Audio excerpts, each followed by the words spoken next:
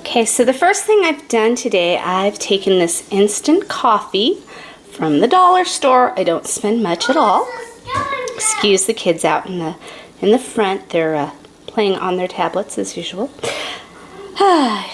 And I just actually pour some in there. I'm running really low, so I need to make another trip later today because I won't be able to do much. And I fill my handy dandy aluminum tray here that I get from Costco. I get a stack of them. And I fill it with hot water and the coffee. And then I take 4 tea bags, and 4 to 5. And I add them in there, and they help. Today I used less coffee, as I said, I was running out. But depending on how dark you want your stain, will depend on how much coffee and things you add to it. The tea bags, I decided to use 4 today. And then I take a manila folder. And I dip that in here and get it nice and wet. Or saturated, nice and saturated. And I lay it on a paper towel. I will be using this for my projects as well. So it has a double purpose. And then I just grab a tea bag and I start squeezing. So I have some pretty designs and real wet spots on here. I'll grab another tea bag, and I will use the tea bags in my journals as well once I clean them out and they're all done. They add some nice texture, and just splatter that around.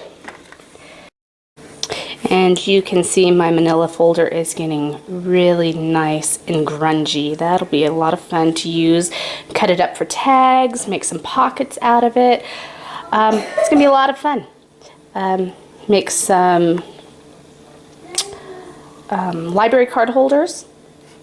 Anything your little heart desires or your imagination can create.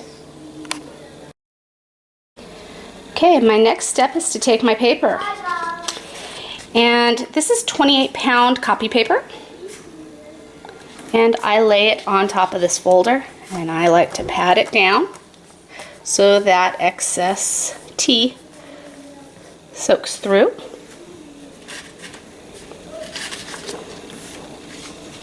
So all of my pages are going to have a bit of a different look to them. And then I do 4 pages at a time as I'm drying and coffee staining. It's kind of an assembly line here that I have going. I just set 1 more page on each of these.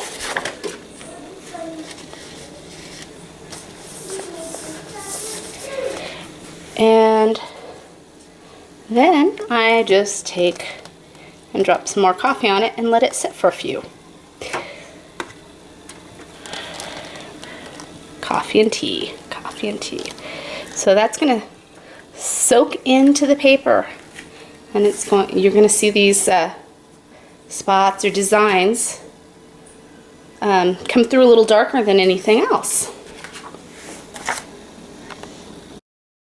The next step is to set it on a cookie sheet. I'm using 2 different type of cookie sheets today, but I'm putting parchment paper down, which will also be used in my journals as well. This one has holes in it, and that's how I get the nice pretty polka dots on my paper when I want them. But when I add the parchment paper down, the polka dots won't come through. I just get this pretty stain, and the parchment paper's on that, and then I just pop open the oven. Nice and warm in there. Actually, I'm glad I'm doing it this morning. I saw the weather report, and for us, it is going to be very hot. It's going to be 97 degrees today. Yeah, I know, that's not hot compared to many of you. I used to live in Fresno, and my mom's still there, and she told me it's going to be 106 by Monday. Ugh. Not fun. I think we're going to be at 98 Monday.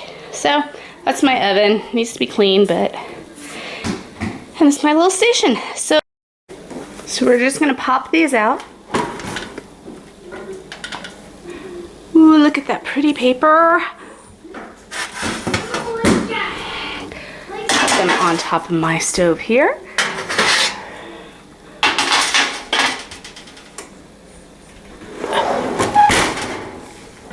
These are mostly dry. Got some beautiful design on them. Just walk you over here, and I just lay them out. Two on the sheet here. When I lay two down at a time, they're usually a little more damp still when I lay them out. But they're not going to soak into each other or stick together.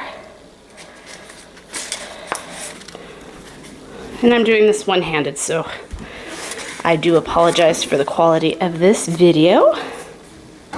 And the next step is to just come back over here. Let's move these out of the way. I like to keep them off the side. We'll take a sheet of paper, and again, I apologize, I'm doing this one-handed. And I just pat it down and do one side at a time. Pat this side down.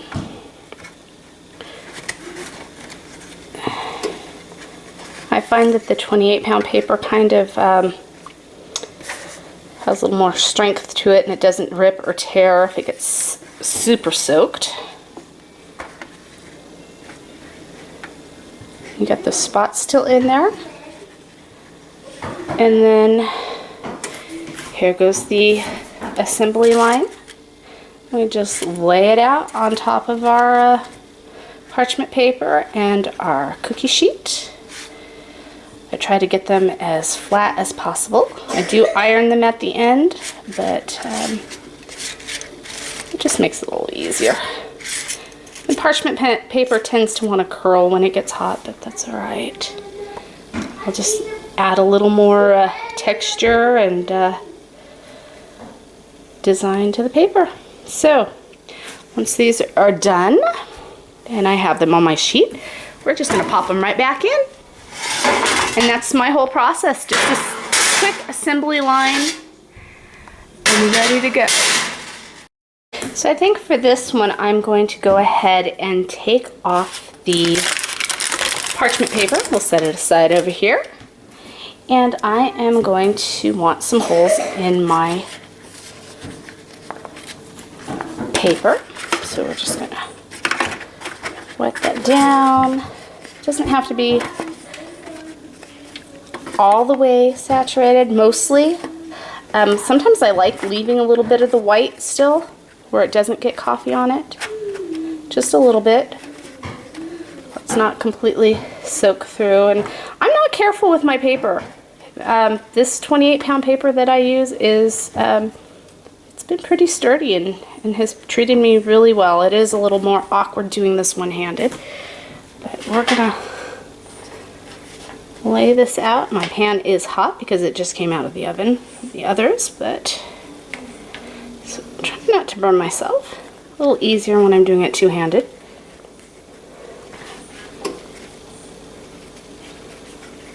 And I am a little more careful when I'm two-handed. Another thing you can do with your papers is crinkle them. As you'll see here, it's getting crinkled on its own just working with it. But it gives it another texture, it gives it a little more design to the paper. And we're just going to set that down there. And I'm just going to do one page for this, for the holes. I can do two, but it won't show through on the second one as much. I'm just going to pop it in there. Isn't that gorgeous?